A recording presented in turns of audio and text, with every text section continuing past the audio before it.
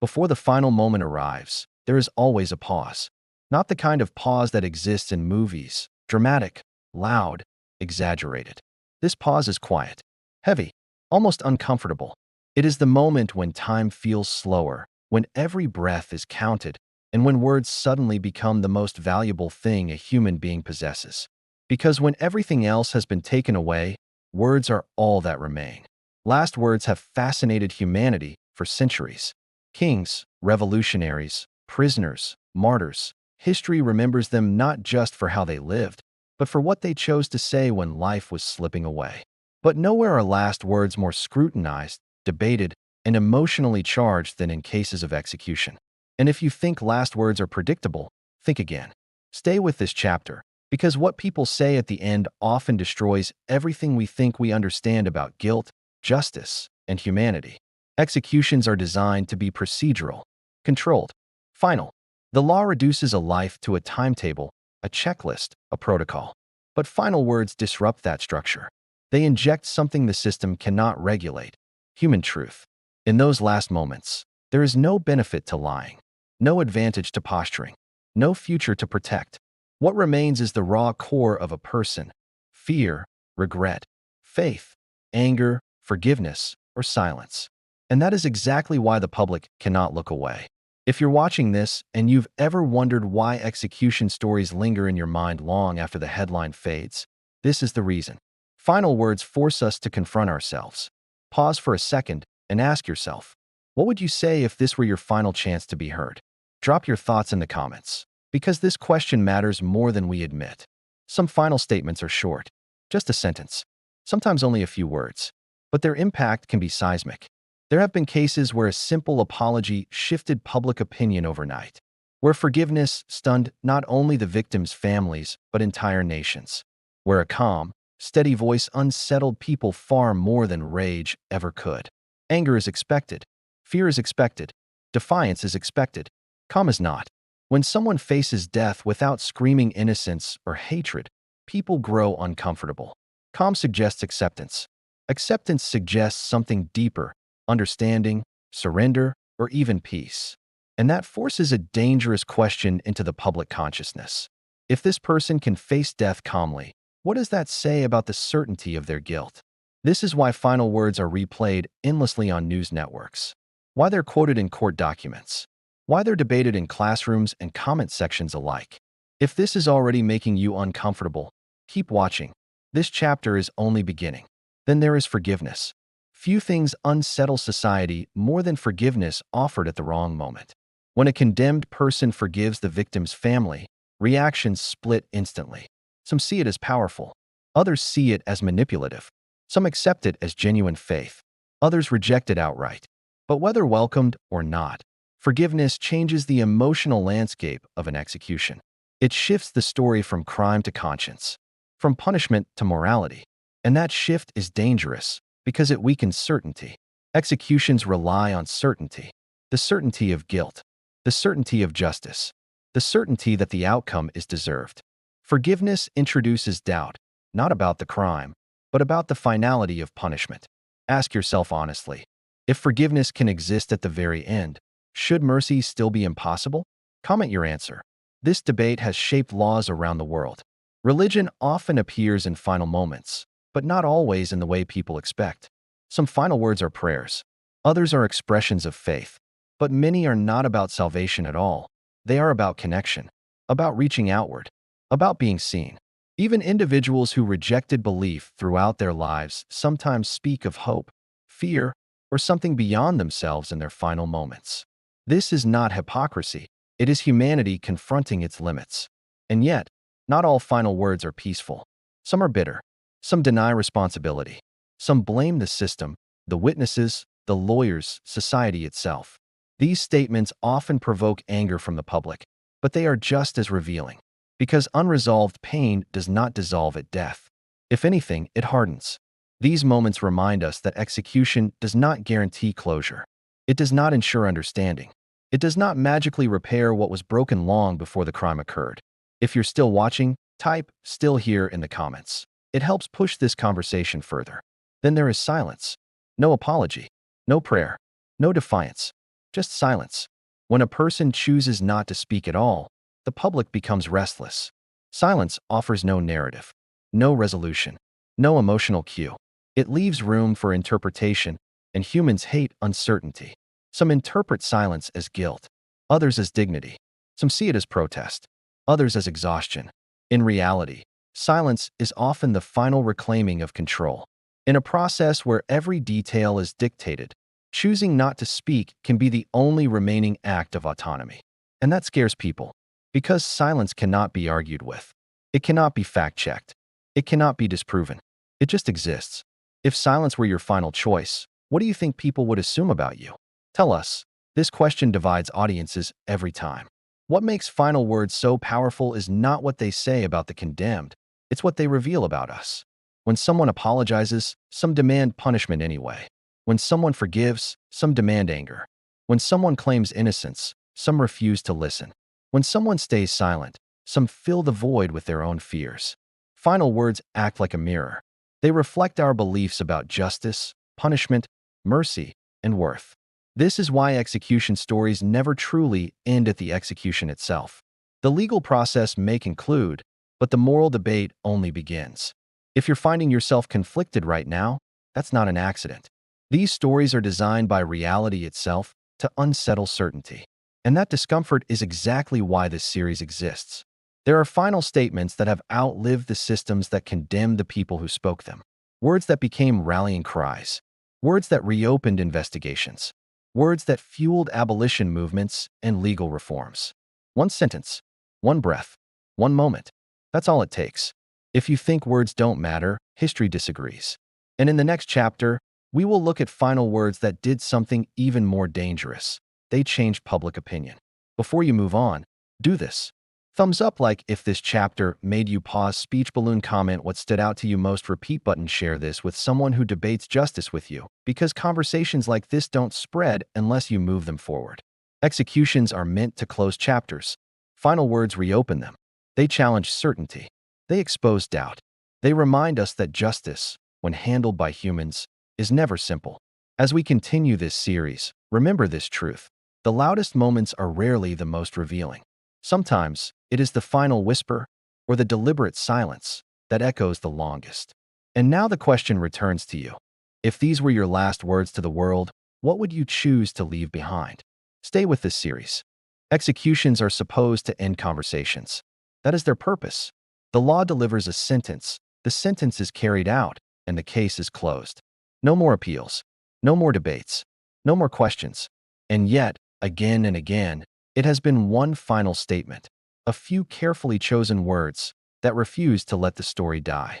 Because sometimes, words spoken at the end do not bring closure. They ignite outrage. Stay with this chapter, because what you're about to hear proves something unsettling. Public opinion does not always change in courtrooms. Sometimes, it changes in the final seconds of a life. There are moments when the public believes a case is settled. Years of trials, appeals, headlines, and legal arguments create a sense of certainty. People move on. Trust is placed in the system. Doubt fades into the background. Then the final words arrive.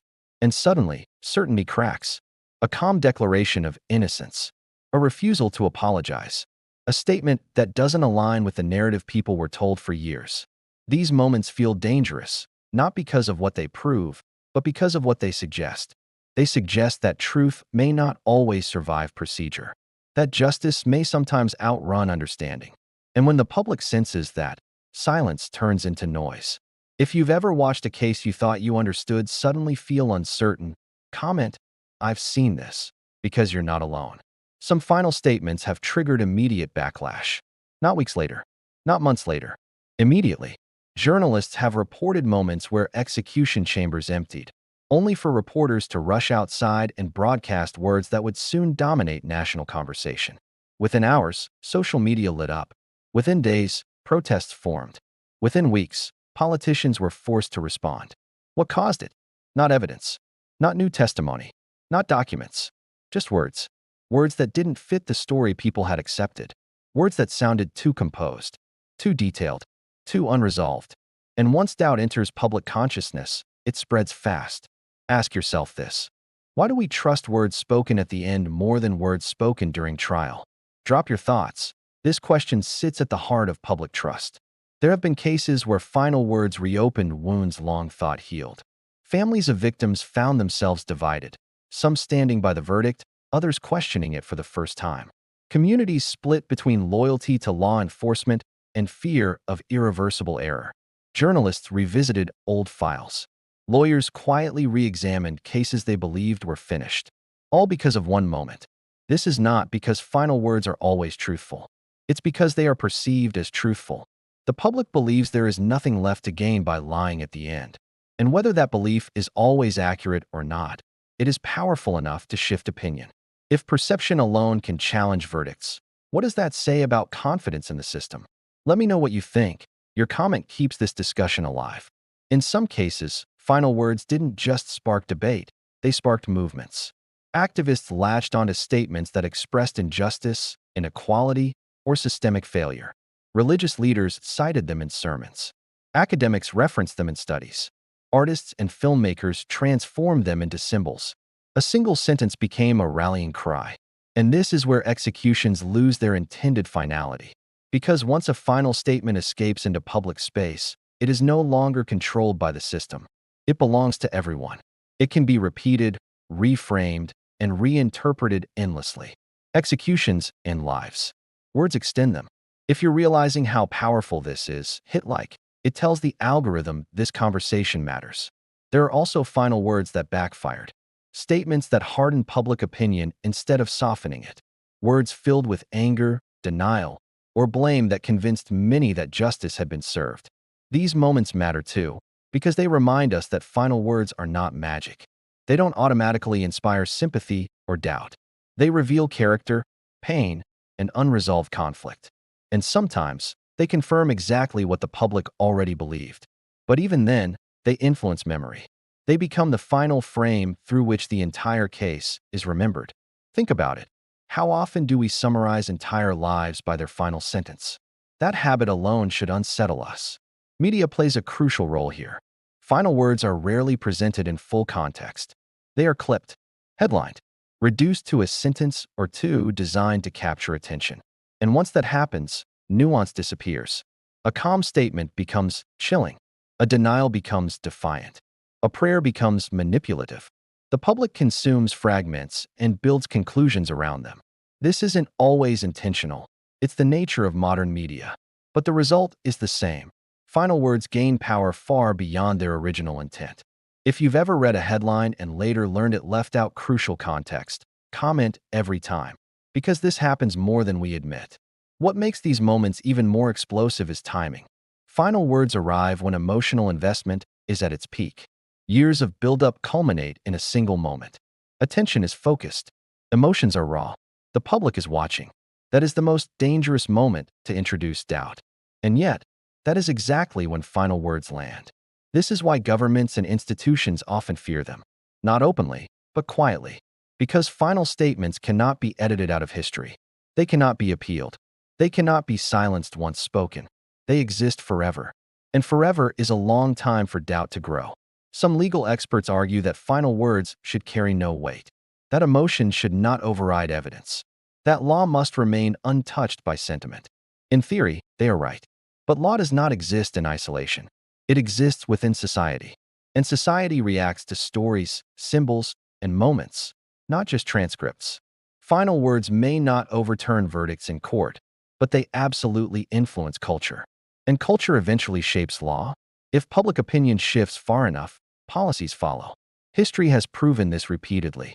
If you agree, share this chapter, because this is how awareness spreads. As we move deeper into this series, the tension will increase.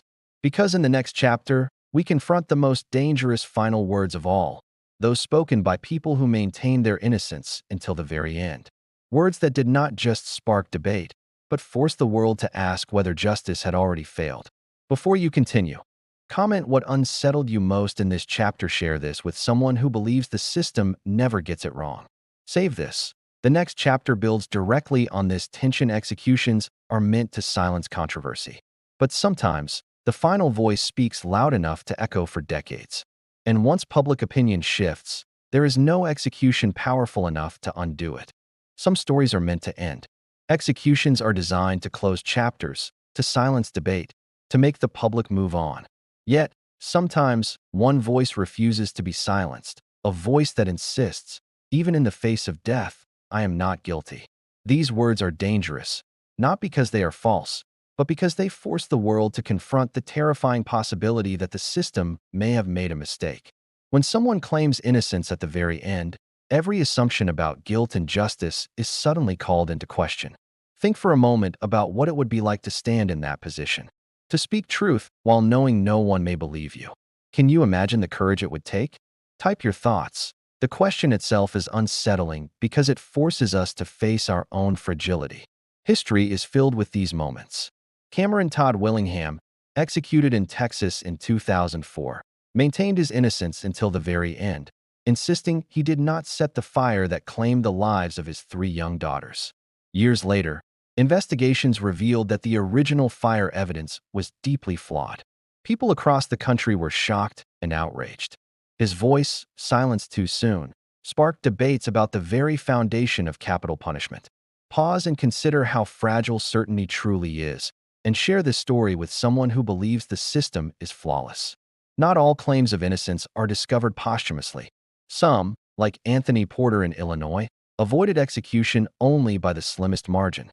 Porter had consistently maintained his innocence, and thanks to investigative journalism and legal advocacy, new evidence surfaced just days before his scheduled execution. The relief of survival cannot erase the years of fear, the anticipation of death, or the emotional scars. Imagine facing your own mortality while maintaining truth against the weight of a system determined to end you. Would you have the courage to speak? Comment if you think you could. Final declarations of innocence are not just about legal arguments. They are about identity. They are a person's last claim to be understood as more than a conviction. Kerry Max Cook spent decades on death row insisting he did not commit the crime he was convicted for. In his final words, he warned of systemic flaws and highlighted injustices beyond his own case. Stories like his force audiences to consider whether justice is ever truly blind. Think about how easily we assume guilt based on verdicts alone, and imagine how many voices may have gone unheard. Timing amplifies the impact of these final statements. Most of the world only learns of the innocence claim after the execution has been carried out. Headlines scream, "Executed prisoner maintained innocence." Social media erupts. Opinion pieces and debates flood every platform. One voice, silenced in the chamber, suddenly dominates the public conversation. Pause for a moment and consider how timing can amplify truth, and how injustice can linger long after a sentence has been delivered. Some cases demonstrate how innocence claimed at the end can spark activism. Joseph Odell, executed in Texas in 2003, never wavered in his claims of innocence. Posthumously, inconsistencies in the investigation surfaced, leading to broader advocacy for better forensic standards and investigative procedures. His final words became a catalyst, not for personal vindication, but for systemic change. Share this with someone who cares about reform and justice. These are the stories that push society forward. What makes these moments particularly compelling is the human element. The condemned is no longer an abstract case number. They are a father, a sister, a neighbor. They are someone whose final words demand attention not for spectacle, but for humanity. We are drawn to their voices because we recognize ourselves in their fear, their defiance, and their hope. Reflect on this. Would society respond differently if the condemned remained silent? Or is it the courage to speak the truth that resonates most deeply? The consistency and precision of these declarations also stand out. Those who claim innocence at the end are deliberate.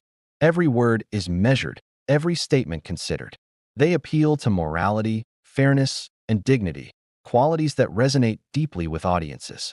That resonance drives conversation, comments, and sharing online, which is why these stories often go viral.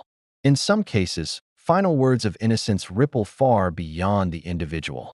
They influence investigations, inspire exonerations, and shape reforms in evidence standards. They remind society that justice is not infallible and that even the most established systems are prone to error. Think about the impact. One sentence, one assertion of truth, challenging decades of assumed certainty. Would you listen if you were told it might be your loved one next? Reflect and share this story with someone who debates justice often. Finally, the innocence claimed at the end humanizes the condemned in a way that no evidence can. They are no longer statistics or case files. They are individuals fighting to be heard when it may already be too late. Their courage forces us to engage with fundamental questions about morality, law, and empathy. Imagine your own truth being ignored. Would you remain silent or speak out regardless of the consequences? Comment your thoughts below, because these are the conversations that keep stories alive. These words, these final assertions of innocence, do more than disrupt closure. They ignite moral reflection, provoke outrage, and challenge assumptions. They engage audiences, spark debate, and compel people to share and comment, the essence of virality. Pause and think about it. Executions may silence a voice, but final words claiming innocence echo through history, long after the sentence has been carried out. As this chapter closes, consider this. The courage to maintain innocence until the very end is not simply an act of defiance. It is a demand for justice. It is a challenge to society, a question to the public, and a reminder that truth cannot always be contained. Reflect on this story, discuss it, and share it, because the power of innocence claimed at the end is measured not only in life and death, but in the conversations it sparks. There is a moment in the lives of some prisoners where the weight of what they have done, or what they have endured, meets the reality of finality. The world expects anger, fear, and defiance. Yet, in some of the most unforgettable cases, a condemned individual chooses forgiveness. Forgiveness in the face of death is one of the most disarming acts a human being can perform. It is a statement not just to the victim or the family, but to society itself. And when it happens, people cannot help but take notice. Pause and imagine this. If you were facing your final moments, would you be capable of such grace? Think about it. This question is what keeps audiences engaged, reflecting on the story long after they've heard it. One of the most striking examples comes from John Thompson, a man on death row who had spent decades maintaining his innocence. In his final days, he reached out to the families affected by his alleged actions, expressing hope that they could find peace despite his fate. While some families struggled to accept these words, others embraced them, finding unexpected closure in a space that had once been dominated by grief and anger. Forgiveness has the power to transform narratives. A prisoner who offers reconciliation shifts the focus from punishment to humanity, from crime to conscience. Social media and news outlets pick up on these moments, and audiences are compelled to discuss them. Think about the last time you shared a story because it moved you emotionally. This is exactly why forgiveness stories resonate so widely. The impact of forgiveness is not limited to the family of victims. It reaches the wider public. When a condemned individual forgives those who condemned them, it challenges society's assumptions about justice. It asks us to question whether punishment alone can ever restore balance. Consider Stanley Tookie Williams, co-founder of the Crips gang in Los Angeles, who was executed in 2005. Before his death, Williams dedicated years of his life to writing books for children and advocating against gang violence. He sought forgiveness for his past actions and encouraged others to break cycles of violence. His final words were less about absolution for himself and more about inspiring a future free from the mistakes that had shaped his past. Stories like these go viral because they defy expectation.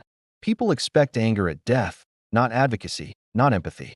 When a condemned individual expresses forgiveness, it forces audiences to confront uncomfortable truths about crime, about justice, about the potential for change.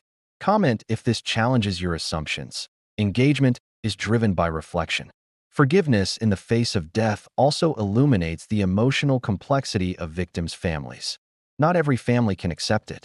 Some reject it outright, viewing it as manipulation or denial. Others embrace it, finding the release they never thought possible.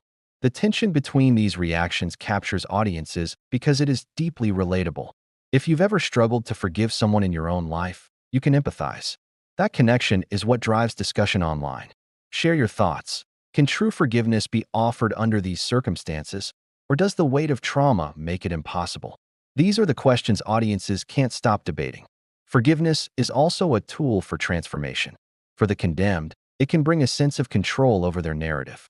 When death is inevitable, offering forgiveness allows them to define the final act on their terms. It is an assertion of humanity that even the strictest legal systems cannot suppress. Some condemned prisoners have even used their last words to apologize for the pain caused, to advocate for others, or to challenge the public to reconsider systemic flaws. This combination of accountability and empathy often sparks media coverage that extends far beyond the original story. Pause for a moment and imagine the power of speaking your truth in a way that influences public perception even after death. Comment if you feel this would take extraordinary courage. The societal impact of forgiveness at the moment of execution is profound. When audiences hear stories of prisoners expressing remorse and offering reconciliation, it often sparks national debates about the death penalty itself. People begin to question whether justice is purely about punishment, or if there is a moral responsibility to consider rehabilitation and redemption. Think about the last time you encountered a story that made you reconsider your beliefs. That reflection is exactly what makes forgiveness stories so shareable. Sharing these stories encourages discussion, brings awareness, and challenges deeply held assumptions. Forgiveness in these moments also bridges the gap between victims and perpetrators in a way that is rarely captured in legal documents. It humanizes both sides. Families, once consumed by grief and anger, sometimes find closure not in punishment, but in acknowledgement. Communities are reminded that justice is not just a legal mechanism, it is a moral and emotional process. If this makes you pause, share it with someone who debates justice often. Stories like this spark dialogue precisely because they are emotionally charged yet morally complex. Audiences engage with them not only for information, but for reflection. One of the most compelling aspects of forgiveness is its unpredictability. Audiences are trained to expect certain behaviors from those facing death: despair, rage, defiance. When forgiveness appears instead, it shocks. It challenges the narrative that executions are solely about consequence. Suddenly, the story becomes about humanity. When a prisoner chooses forgiveness, it forces us to ask questions about ourselves. Could we do the same? Would we have the capacity to show mercy when everything is lost? Would we use our final moments to heal or to confront? Comment with your thoughts. These questions drive discussion and keep stories alive across social media. Forgiveness also has a ripple effect. When the public sees it, it inspires conversations about broader moral issues, the ethics of punishment, the nature of redemption, and the possibility of rehabilitation. Social media amplifies these moments as viewers share, debate, and discuss the profound courage it takes to forgive in the face of death. Consider sharing this story with someone who needs to reflect on the meaning of grace, or discuss it with a friend. Conversations sparked by forgiveness often lead to wider awareness about the imperfections and humanity of the justice system. Even when forgiveness is not fully accepted by victims' families, it leaves a lasting impression. The choice to forgive, despite inevitable death, becomes a defining narrative. Audiences remember it, talk about it, and revisit it again and again. That is why these stories go viral. They are emotionally powerful, morally complex, and socially relevant. Pause for a moment and consider the last words you would want to leave behind. Would they be anger, regret, or forgiveness? Sharing your thoughts in the comments engages the community, and it reminds us all that morality is not black and white. In conclusion, forgiveness in the face of death is not just an act of mercy. It is a statement of humanity. It challenges the audience to reflect, sparks debate, and influences public perception. It humanizes both the condemned and the victims, creating stories that are remembered long after executions are carried out. Think about the courage it takes to forgive in such circumstances, and imagine the power of sharing this story. Conversations start here, engagement spreads it further, and awareness is born. Forgiveness transforms executions from moments of finality into lessons in empathy, morality, and reflection. As this chapter closes, remember that the next one will explore silence, regret, and the questions left behind, the moments that haunt society long after the headlines fade.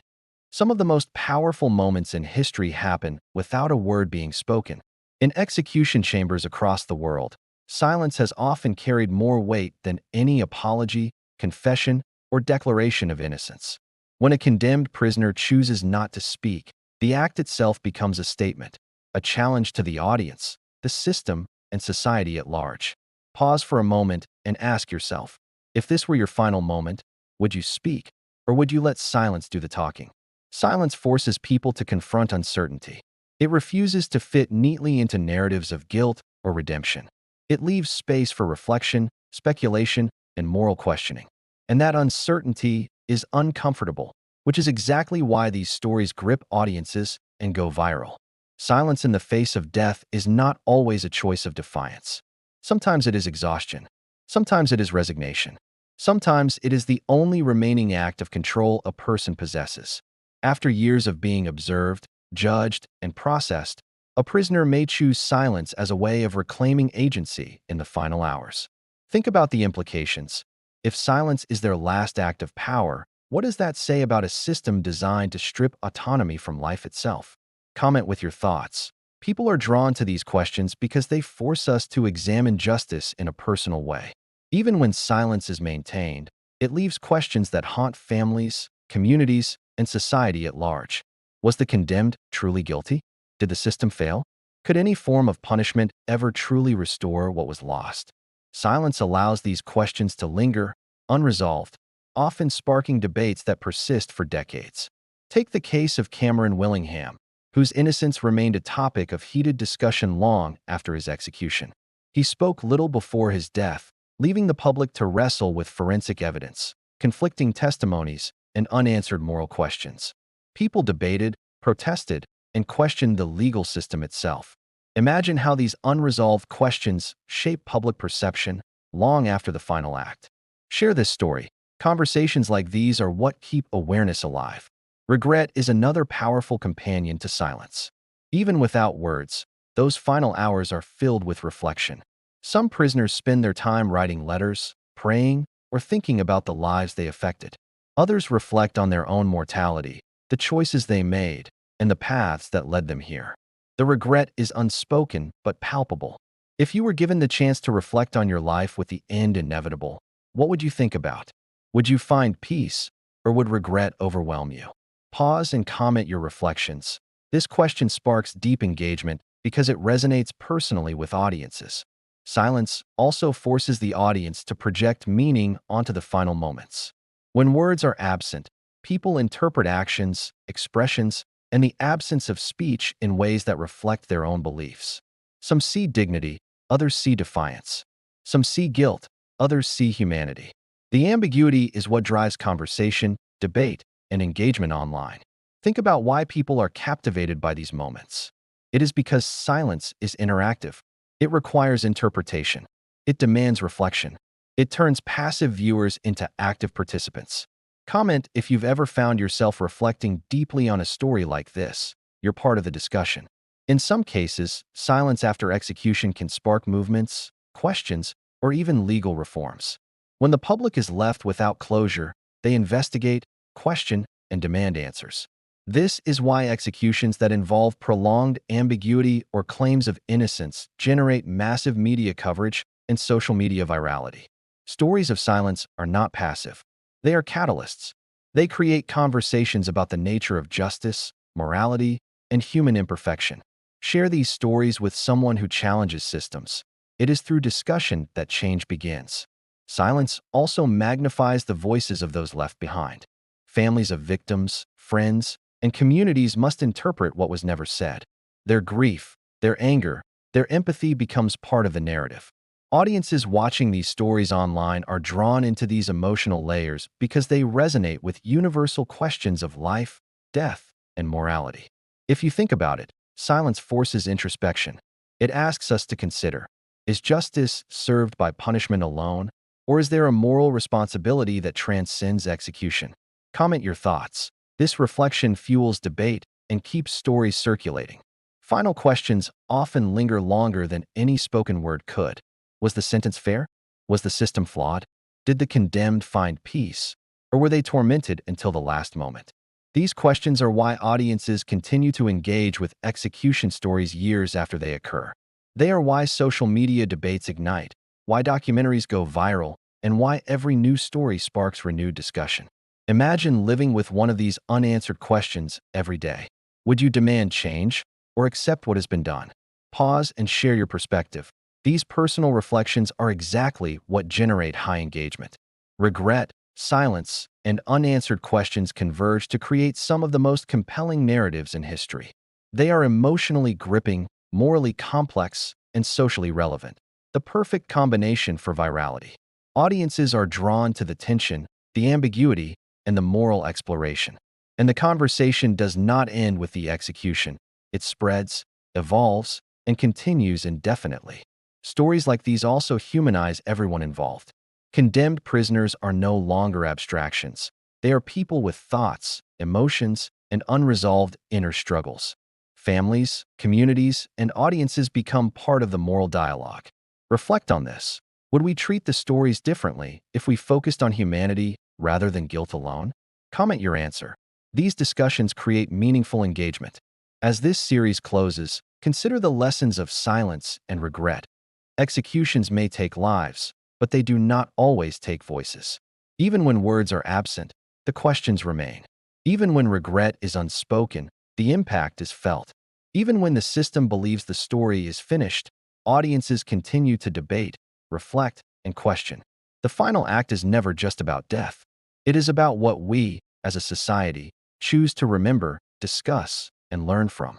It is about the stories that outlive the system, the debates that challenge assumptions, and the reflections that inspire moral reckoning. Pause for one final reflection. If you could leave the world with a single thought, a word, a phrase, or silence itself, what would it be? Comment, share, and discuss. This is how the conversation continues, how awareness spreads, and how these stories resonate beyond the execution chamber.